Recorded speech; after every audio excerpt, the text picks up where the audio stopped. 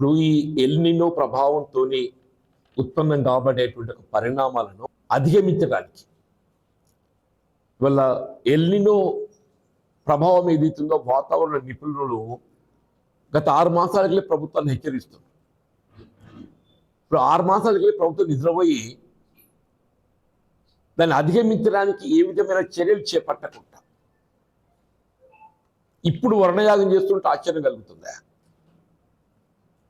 సరే, అదృష్టం కొద్దీ ఈ మధ్యకాలంలో అల్పపీడన ప్రభావంతో కొంత రైతాంగానికి ఊరట లభించి కొంత ఇవాళ ఇటు గోదావరి నదీ జలాలకు సంబంధించే కానీ అటు ఎల్లంపల్లి కొంత నీరు చేరుకొని ఎల్లంపల్లి నుండి లిఫ్ట్ ద్వారా ఇవాళ నంది పంప్ హౌస్, అట్లాగే గాయత్రి పంప్ హౌస్, గాయత్రి కలిసి మిడ్మానేరుకు నీటిని ఎత్తిపోయటం, వాళ్ళ అప్పర్ మానేరు కూడా ఫార్చునేట్లీ అది కూడా నిండింది. కృష్ణా నదీ పరివాహక ప్రాంతాల్లో కూడా శ్రీశైలం ప్రాజెక్ట్ కూడా ఆల్మోస్ట్ అది ఎఫ్టీఏ లెవెల్కి వచ్చింది. కృష్ణా ప్రాజెక్ట్ కూడా ఆల్మోస్ట్ అది ఫుల్ ట్యాంక్ లెవెల్కి వచ్చింది. ఈ short of just 3 feet or 4 feet అంతే. నాగార్జున సాగర్ ఇప్పుడు అక్కడ కృష్ణ శ్రీశైలం ప్రాజెక్ట్ మీకు ఓవర్ఫ్లో అవుతే లేక పవర్ జనరేట్ చేసినా కానీ ఆ వాటర్ అంతా మన సాగర్కి వస్తాయి, నాగార్జున సాగర్. ఇప్పుడు వాస్తవంగా ఏది ఇస్తుందో మన శ్రీశైలం ప్రాజెక్ట్ పవర్ జనరేట్ చేసుకునేటువంటి ఒక అవకాశం మనకు ఉన్నది. ఇప్పుడు 900 megawatts పవర్ ఉత్పత్తి చేసుకోవచ్చున్నాయి. 900 megawatts పవర్ జనరేట్ చేస్తే ఆల్మోస్ట్ 40,000 క్యూసెక్ పైన వరద నీరు కిందికి వస్తుంది. ఇటు మనకు విద్యుత్ ఉత్పాదన, కిందికి నీరు వస్తాయి సాగర్, నాగార్జున సాగర్కి వస్తాయి. ఇప్పుడు అదే ఆంధ్ర వాడు ఏం చేస్తున్నాడు, పోతిరెడ్డి పాటికెళ్ళి is drawing about 50,000 cusec every day. వాడు పోతిరెడ్డి పాటికెళ్ళి ఏదైతుందో 50,000 క్యూసెక్ పైన డ్రా చేస్తుంది.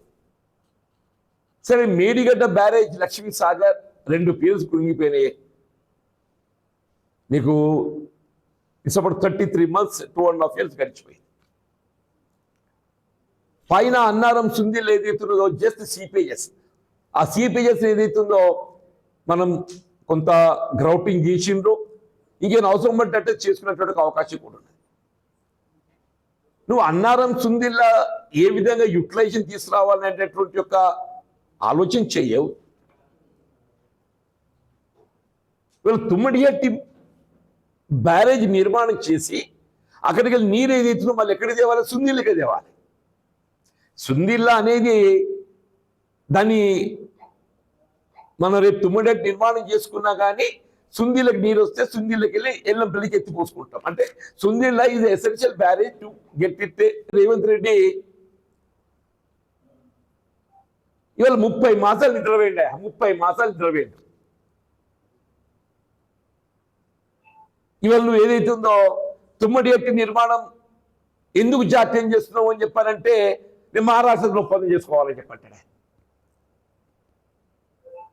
నిజంగా నేను మహారాష్ట్రతో మళ్ళీ పునర్చర్చలు చేయాలనేటువంటి ఒక ఆలోచన నీకు ఉండి ఉన్నట్టయితే ఈ 2 సంవత్సరాలకి ఏం చేసినవే?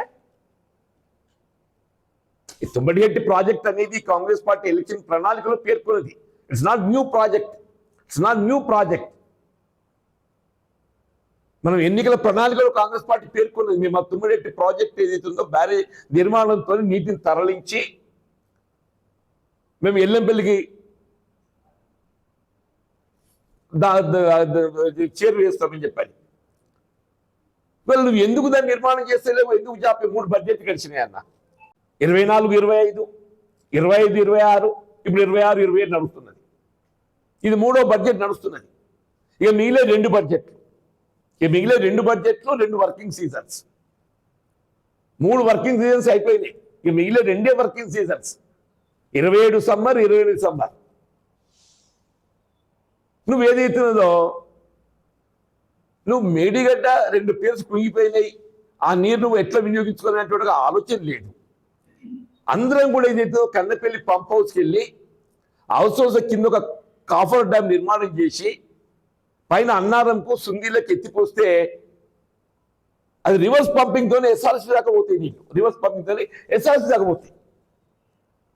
నువ్వు దాన్ని వినియోగించకుండా వీళ్ళు వరుణయాగం చేసి ఇప్పుడు ప్రభుత్వం అనేది ఏదైతుందో మనం ఎల్లినోతో ఉత్పన్నం కాబట్టేటువంటి ఒక పరిణామాలను ఏ విధంగా అధిగమించాలి. నువ్వు మానవ ప్రయత్నం ప్రభుత్వం చేసేటువంటి ఒక కార్యక్రమాలు చెయ్యి. నువ్వు అవి ఏవి చేయకుండా నేను కప్పతెల్లాడతా ఇప్పుడు ఒక విధంగా దేవుణ్ణి ప్రార్థించడం, కప్పతెల్లాడడం దేవుణ్ణి ప్రార్థించడం అని చెప్పంటున్నాను నేను. ఇప్పుడు ఏం చేస్తున్నాడు రేవంత్ రెడ్డి ఉత్తమ్ రెడ్డి ఇద్దరు కలిసి కప్పతెల్లాడుతున్నారు. నువ్వు ముందు చేయాల్సిన పని చేయరా అని చెప్పంటే ఇవాళ ఏదైతుందో ఇంకా ఆశ్చర్యం ఏంటంటే మన హరీష్ రావు గారు చాలా స్పష్టంగా పేర్కొన్నారు. వాళ్ళ గోదావరి రివర్ మేనేజ్మెంట్ బోర్డు ఏదైతుందో గతంలో ఆమోదం పొందినటువంటి ఒక ప్రాజెక్టులను పునఃపరిశీలింపచేసే అవకాశం లేదు. గతంలో ఆమోదం పొందిన ప్రాజెక్టులను పునఃపరిశీలింపచేసే అవకాశం లేదు. ఇలా భవిష్యత్తు నిర్ణయాల కొరకు మాత్రమే ఈ గోదావరి రివర్ మేనేజ్మెంట్ బోర్డు ఉన్నది. ఇవాళ ఏదైతే ఉన్నదో ఆలవసరం గతంలో ఆమోదం పొందినటువంటి ప్రాజెక్టులు ఇవాళ కాళేశ్వరం ప్రాజెక్టు ఉంది. గతంలో ఆల్రెడీ అప్రూవ్డ్ ప్రాజెక్ట్ సిడబ్ల్యూసి మనం ఆమోదం పొందినాం. 240 TMC ఏదైతుందో వినియోగింప చేసుకునే 240 TMC వినియోగింపజేసుకునే విధంగా ఏదైతుందో మనం ఆమోదం పొందాం. It is in operation. Kaleshwaram project ఇది ఆపరేషన్. పెట్టుకోవాలనే తపనతో ఏదైతుందో ఆయనకుండే సోర్స్ ఆఫ్ ఇన్ఫర్మేషన్ తోని ఈ ఎజెండా నేను బయటకు లాగి వెలుగులోకి తెచ్చాడు హరీష్ రావు గారు.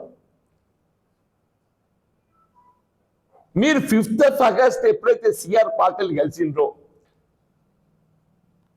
కలిసి నువ్వు ప్రజెంట్ చేసింది ఏంటి? తుమ్మడియేటి వద్ద బ్యారేజ్ నిర్మాణం చేయటానికి మాకు 148 మీటర్ కాదు 152 మీటర్లకు అనుమతి ఇప్పించాలి అని చెప్పని సిఆర్ పార్టీలను కలవటము, ప్రధానమంత్రి గారికి ఇచ్చిన లేఖ సిఆర్ పార్టీలకు రావడం, జలవనరుల శాఖ మంత్రులు అసలుగా ఎసరు వస్తుందిరా అంటే ఫండింగ్ ఏజెన్సీ, నేషనల్ బ్యాంక్స్, జాతీయ బ్యాంకులు, పవర్ ఫైనాన్స్ కార్పొరేషన్ ఇవన్నీ ఫైనాన్స్ చేసి అప్పిచ్చినాయి అని చెప్పంటే అనుమతులన్నీ పరిగణలోకి తీసుకొని చేస్తుంది కదా. మరి అటువంటి వాటిని నువ్వు మళ్ళీ పునఃపరిశీలిస్తావా? మరి ఎప్పుడైతే పునఃపరిశీలింపజేస్తాను నీకు ఏదైతే నీకు రేపు రాబోయే 18th Godavari river management board meeting which is to be held on 18th August again. నువ్వు ఇమీడియట్గా సిఆర్ పార్టీ దృష్టికి తీసుకెళ్ళి మా తెలంగాణ హక్కులను కాజేసే కుట్రలు కొనసాగుతున్నాయి, ఈ ఎజెండా ఏదైతుందో రద్దు చెప్పేయండి, ఈ ఎజెండాలకు వెళ్ళి వీడిని తొలగింపచేయండి. మినిమం రేవంత్ రెడ్డి ఏదైతుందో నీ బాధ్యత కాదే? నీకు చంద్రబాబు నాయుడు మీద ఎంత గురుభక్తి ఉన్నా కానీ, రేవంత్ రెడ్డి గారికి చంద్రబాబు నాయుడు గారి పట్ల ఎంత గురుభక్తి ఉన్నా కానీ తెలంగాణ ప్రజల హక్కులు ప్రధానమా, నీకు చంద్రబాబు నాయుడు పట్ల గురుభక్తి ప్రధానమా? నేను చంద్రబాబు నాయుడు పట్ల గురుభక్తితో ఏదైతుందో తెలంగాణ రాష్ట్ర ప్రయోజనాలను నువ్వు తాకట్టు పెట్టి వరయాగం చేస్తా అని చెప్పి నాకు అర్థం ముత్తో కొట్టుకోపోతుంటే ఆ మొదటిసారి కూడా ఆ ఓటుకు నోటు కేసులు ఇరుక్కున్నాడు కాబట్టి నోరు మూసుకున్నాడు. మొదటి పర్యాయం కూడా చంద్రబాబు నాయుడు గారు ఓటుకు నోటు కేసులో ఇరుక్కోవడంతో నోరు మెదపకుంటూ అయిపోయిండు. ఆ ఓటుకు నోటు ప్రభావంతో ఏదైతుందో మళ్ళీ తెలంగాణకి ఏదైతుందో కన్నెత్తి చూసేటువంటి ధైర్యం చేయలేకపోయిందని చెప్పి అంటున్నా. దానికి తోడైనడు ఎవరు? మళ్ళా ఇదే రేవంత్ రెడ్డి.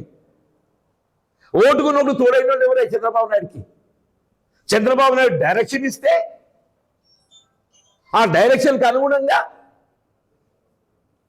ఓటుకు నోటు ఇంప్లిమెంటేషన్ ఎవరు? రేవంత్ రెడ్డి. అనుబంధం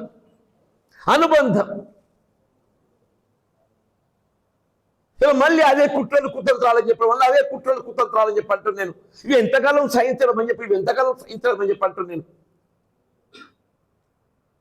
కేవలం రేవంత్ రెడ్డి చంద్రబాబు నాయుడు గురుశిష్యుల బంధం ఏదైతున్నదో రేవంత్ రెడ్డి కట్టిపడేసి రేవంత్ రెడ్డి గురుభక్తిగా సిఆర్ పార్టీ నువ్వు ఎన్నడైతే 5th ఆగస్టు సిఆర్ పాటిల్ కలిసినవో జలవనరుల శాఖ మాత్రం సిఆర్ పాటిల్ గారిని 5th ఆగస్టు కలిసిందే. అప్పటికి ఎజెండా సర్క్యులేట్ అయింది 5th ఆగస్టు కన్నా ముందు. మరి 5th ఆగస్టు కన్నా ముందు ఎప్పుడైతే ఎజెండా సర్క్యులేట్ అయిందో 5th ఆగస్టు మీరు ఎప్పుడైతే సిఆర్ పాటిల్ కలిసిండ్రో నువ్వు ఏ తుమ్మడేటి బ్యారేజీ నిర్మాణానికి సంబంధించి మహారాష్ట్ర ప్రభుత్వంతో సంధి ఒనగూర్చు అని చెప్పని విజ్ఞప్తి చేసినవో అసలుకి ఎసరు తెచ్చిందంటే చంద్రబాబు నాయుడు ఏదిస్తుందో తుమ్మడేటి బ్యారేజ్కి ఎసరు పెడుతుంటే అంతకుముందు నిర్మాణం చేసుకున్న మన 7 ప్రాజెక్టులు ఏదిస్తుందో అభ్యంతరాలు తెలిపి రేపు ఎజెండాలో ఏదిస్తుందో వరుణయాగం చేయరని ఆయన వరుణయాగం మంచి సంతోషం ఆయన కొడుతూనే ఉండే ఈ అల్పపీడన ప్రభావం కాపాడుతుంది అంటున్నాయి. అల్పపీడన ప్రభావం ఇంత ఆశ పుట్టించింది రైతుల్లో. అల్పపీడన ప్రభావం రైతులతో ఆశ పుట్టించింది. సంతోషం. ఇంకా కూడా వర్షాలు పడాలి.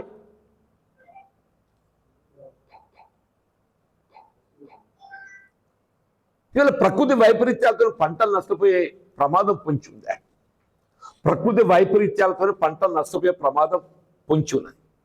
ఈ ఎల్ నినో ఇక ఇప్పుడు హెచ్చరిక ఏంటంటే నేను రాంగరాంగ టీవీలో చూస్తుంటుంది అది చిన్న దాంట్లో సూపర్ ఎల్ నినో వచ్చే అవకాశం ఉందని చెప్పారు. అటువంటిప్పుడు ఏం చేయాలి? పంటలు ఏదైతుందో ప్రమాదానికి గురయ్యేటువంటి అవకాశం ఉంటే మనం ఫసల్ బీమా యోజన చేసుకోకపోతే విత్తికి నేను కూడా చెప్పిన మీకు రాబోయే కాలంలో ఫసల్ బీమా యోజన రైతులుగా భారం పడకుండా ప్రీమియం రాష్ట్రం ప్రభుత్వం చెల్లిస్తుందని చెప్పారు. రైతు చెల్లింప చేసే అటువంటి ఆ 25% ప్రీమియం రాష్ట్ర ప్రభుత్వం చెల్లిస్తుంది అని నేను చెప్పడమే కాదు, రేవంత్ రెడ్డి కూడా చెప్పింది, తుమ్మల నాగేశ్వరరావు కూడా చెప్పింది, మేమే చెల్లిస్తాం నాయన అని చెప్పాలి. ఇప్పుడు ఫసల్ బీమా యోజన చేరితే రేపు నిజంగానే భవిష్యత్తు ఎట్లుంటో చెప్పలేము. ఈ కరువు కాటకాలు ఎట్లా వస్తాయో తెలియదు. పంటలు మరి చేతికి వస్తాయా లేకపోతే మధ్యలో తడారిపోతుందా? ఈ ప్రభుత్వం ఏదైతుందో మరి విద్యుత్ ఏం చేస్తుంది, చీడ పురుగులు ఏం చేస్తాయి? ఎవడైనా ఉన్న అవకాశం వినియోగించుకోవాలి ఫసల్ బీమా యోజన. ఆ ఫసల్ బీమా యోజన చేరే ఆలోచన లేదు, ఇంతవరకు దాని మీద దృష్టి లేదు. ఏదో ఫ్యామిలీ ఇన్సూరెన్స్ అనేది అంటారు, అది ఏందో తెలియదు, ఏం ఇన్సూరెన్స్ తెలియదు. ఈడేదిస్తుందో ఒక కుటుంబంలో భార్య భర్తలు ఇద్దరికి వర్తిస్తుండేనే, ఒక కుటుంబం లోపల ఏదైతుందో రైతు ఇద్దరికి వర్తిస్తుంది, తండ్రి కొడుకులు ఇద్దరికి వర్తిస్తుండే, కొడుకు కొడుకులకి ఇద్దరికి వర్తిస్తుండే, భూమి ఎవరి పేరు ఉన్నా అందరికి వర్తిస్తుండే. నువ్వు సోయి తప్పితే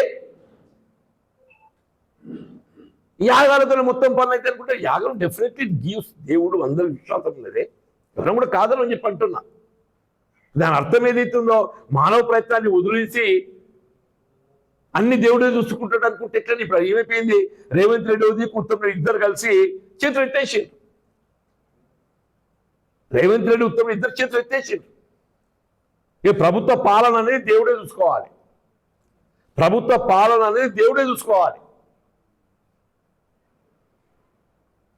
అట్లా అయిపోయింది పరిస్థితి. ఈ రాష్ట్ర భవిష్యత్తు అనేదిగా రేవంత్ రెడ్డి కాదు, అది చేతులు ఎత్తేసి నా చేత కాదు, నాది అయిపోయింది. ఇక ఆ దేవుడే కాపాడాలి ఆయన, మిమ్మల్ని నా పని అయిపోయింది. నిజంగా నా దేవుడే కనుకరించాలని చెప్పి అంటున్నాం. మేము కూడా అదే కోరుకుంటున్నాం, దేవుడు కనుకరించాలి ఆయన. ఇంకా 2 ఏళ్ళు మేము భరించాలి కాబట్టి, 2 సంవత్సరాలు మేము ఎట్లా భరించాలి, మాకు తప్పదు కాబట్టి ఆ దేవుడే కనుకరించాలి. వీళ్ళకి జ్ఞానోదయం కావాలి. 200 కోట్లు పెట్టి ఆ కన్నెపల్లి పంపులతో కాఫర్ డ్యామ్ నిర్మాణం చేయు, ఆ అన్నారం సుందీల గ్రౌటింగ్ చేసి ఆ చేసే కనీసం ఏదైతుందో గోదావరి ఆధారపడ్డటువంటి ఒక కాళేశ్వరం ప్రాజెక్ట్ అనేది ఏదైతుందో ఇక పూర్తి జల వినియోగానికి వస్తుంది, తప్పకుండా సాగర్ నిండుద్ది. ఆ విశ్వాసం ఉంది మాకు, సాగర్ నిండుద్ది. రాష్ట్రం ఏదైతుందో దేవుడు కాపాడతాడు. రేవంత్ రెడ్డి నిధుల మీద కానీ ఆ దేవుడు కాపాడతాడు, మాకు ఆ విశ్వాసం ఉందని చెప్పండి. అలా ఎంతవరకు అయితే నువ్వు తుమ్మటెట్టి బ్యారేజ్ నిర్మాణం చేయవు, నీకు మిగిలింది 2 సీజన్. ఈ కథలు చెప్పుడు కాదు, కథలు చెప్పుడు కాదు. సోనియా గాంధీ గారు సాధించలేంది, సోనియా గాంధీ గారు సాధించలేంది అన్నాడు. సోనియా గాంధీ గారు యూపీఏ చైర్పర్సన్గా ఉండి చేతులు ఎత్తేసింది. మహారాష్ట్ర ప్రభుత్వం కాంగ్రెస్ పార్టీ సోనియా గాంధీ అధీనంలో ఉండి కూడా ఏదైతున్నదో ఆమె చేతులు ఎత్తేసింది.